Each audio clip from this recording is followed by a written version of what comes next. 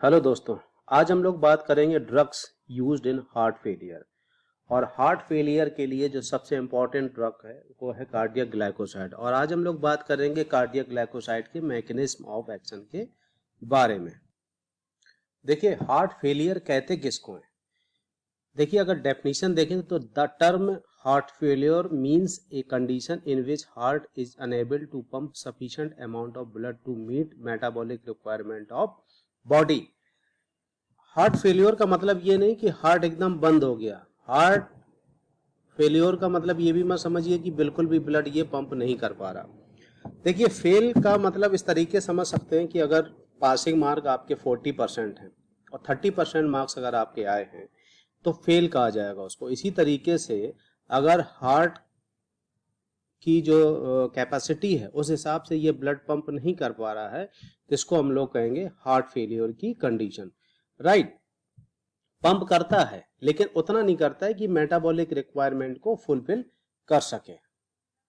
अब heart failure के लिए कौन सी ड्रग यूज होती है? हम लोग फिलहाल बात कर रहे हैं कार्डियक ग्लाइकोसाइड की। तो कार्डियक ग्लाइकोसाइड के जो मैकेनिज्म है, थोड़ा सा अगर आप ध्यान ना दें तो आप इसके मैकेनिज्म ऑफ एक्शन में कंफ्यूज हो जाएंगे। इसीलिए मैंने इसको एकदम क्लियर कट आपके लिए बनाया है और आप इसको बड़ी ही आसानी से समझ जाएंगे। अब देखिए, कार्डियक ग्लाइकोसाइड का मैकेनिज्म ऑफ एक्शन समझने से पहले हम लोग देखते हैं कि मैकेनिज्म जो नॉर्मल आयनिक मूवमेंट की क्या होती है वो देखते हैं। सबसे पहले इस डायग्राम में आप लोग ध्यान से देखिए, ये है नॉर्मल आयोनिक मूवमेंट। क्या है ये? Normal ionic movement. और ये क्या शो कर रहा है? ये आपकी एक तरीके से ये पूरी सेल है, ये कार्डियक सेल है, ठीक है। और इस सेल का, सेल मेम्ब्रेन का एक पार्ट हम लोगों ने यहाँ हाईलाइट करके दिखाया है कि कैसे हम लोग इसमें आयनिक मूवमेंट को शो कर सकते हैं। देखिए, जो सबसे पहला है, अगर कॉन्ट्रैक्शन की स्टार्टिंग करते हैं, जो कार्डियक मसल्स की कॉन्ट्रैक्शंस होती है वो कैसे? सबसे पहले ये चैनल जो होता है, कौन सा चैनल है? Voltage sensitive L type calcium channel, ठीक है। इस चैनल से कैल्शियम आयन हमारी सेल के अंदर आते हैं। कहाँ आते हैं? कार्डियक सेल के अंदर आते हैं। जैसे ही कार्डियक सेल के अंदर कैल्शियम अंदर आते हैं तो होता क्या है कि इस साइटोसोल के अंदर कैल्शियम आयन की कंसंट्रेशन बढ़ जाती है, ठीक है। कैल्शियम आयन की कंसंट्रेशन बढ़ जाती है तो होता क्या है कि ये सार्कोप्लाज्मिक रेटिकुलम से और ज्यादा कैल्शियम आयंस के रिलीज कराने को इंड्यूस करता। खूब सारे कैल्शियम आयन रिलीज होते हैं, ठीक है। जब फ्री कैल्शियम आयन बहुत ज्यादा हो जाते हैं तो क्या होता है? कार्डियक मसल्स कॉन्ट्रैक्शन, ठीक है, कार्डियक मसल कॉन्ट्रैक्शन, जिसकी वजह से हार्ट पंप करता है। हार्ट पंप कैसे करता है? जब उसमें कॉन्ट्रैक्शन होता है। और जो बाहर वाले कैल्शियम आयन के लिए इतनी डिपेंडेंसी नहीं रख सकते कि उसके दम पे ही कैल्शियम आयन आ जाए और ये उससे कॉन्ट्रैक्शन हो। जो सेल के अंदर सार्कोप्लाज्मिक रेटिकुलम भी कैल्शियम आयन को रिलीज करता है तो ये सब मिलके क्या करते हैं? मसल कॉन्ट्रैक्शन, ठीक है। अब जो कॉन्ट्रैक्शन हो गया उसके बाद जो कैल्शियम आयन का ये सब बैलेंस होना रहता है वो कैसे होता है?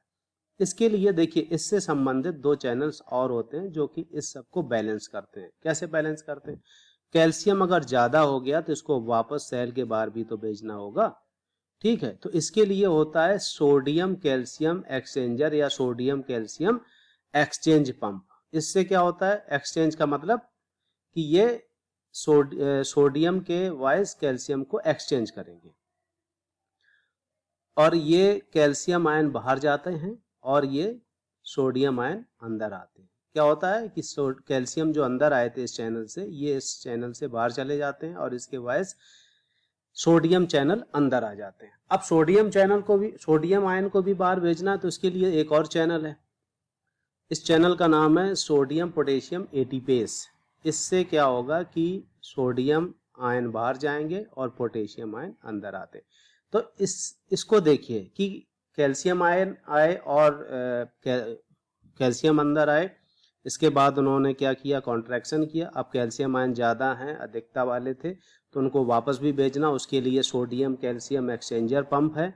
और उसके बाद जो तीसरा एक और है वो है सोडियम आयन, इसका नाम है, देखो और क्लियर में लिख देता हूँ, सोडियम पोटेशियम एटीपेस, ठीक है, सोडियम पोटेशियम एटीपेस, जिससे ये सोडियम को भी बैलेंस करता है। ठीक है, अब ये तो हो गया नॉर्मल आयनिक मूवमेंट। अब कार्डियक ग्लाइकोसाइड, ये पहले आप ध्यान से समझ लीजिए, उसके बाद हम लोग जाते हैं कार्डियक ग्लाइकोसाइड कैसे मैकेनिज्म अपना करता है।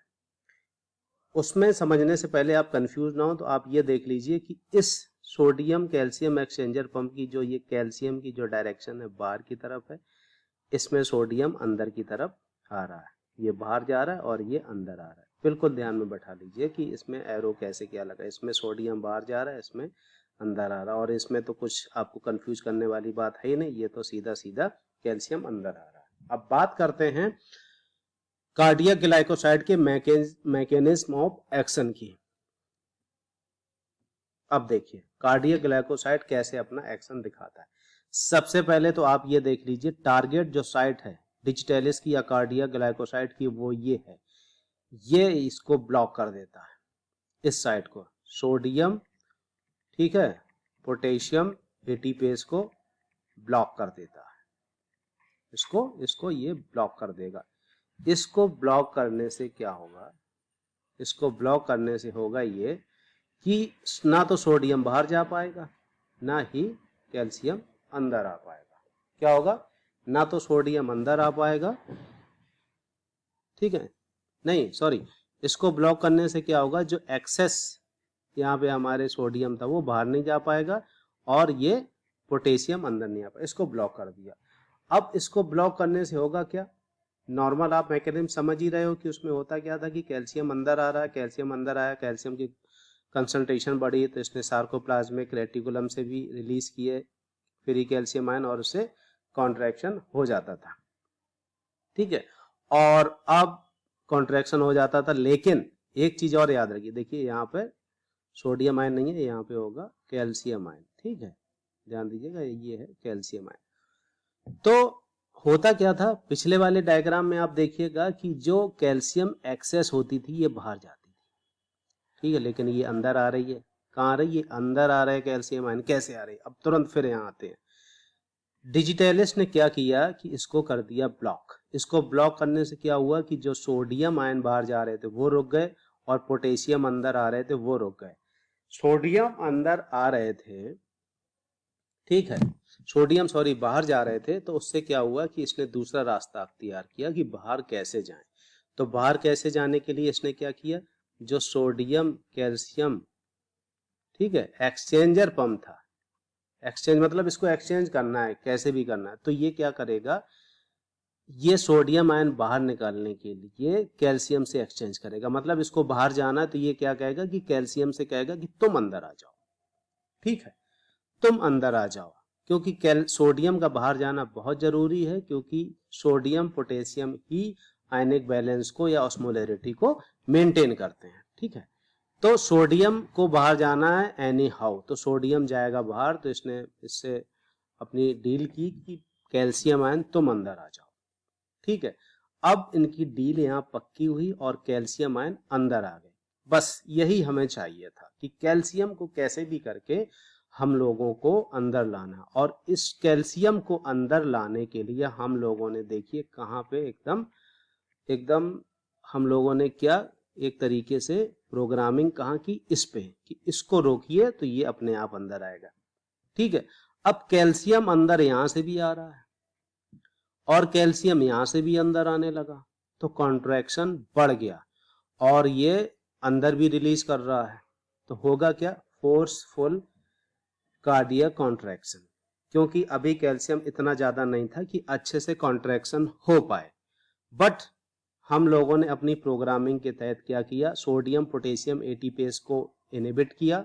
इसको इनहिबिट किया तो हुआ ये कि इस एक्सचेंजर में क्या हुआ था, इनके एरो बदल गए।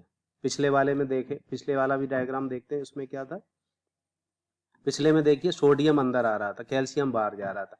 बट अब क्या करना है, सोडियम बाहर निकलना चाह रहा है, ये हम लोगों ने रास्ता बंद कर दिया, तो सोडियम यहाँ फड़फड़ा रहा है, उसको बाहर जाना है, तो इसने इससे कहा कि तुम अंदर आओ, मुझे बाहर निकलना है, मेरे साथ ज्यादा इमरजेंसी। तो कैल्शियम ने कहा ठीक है मैं अंदर आ जाता हूँ।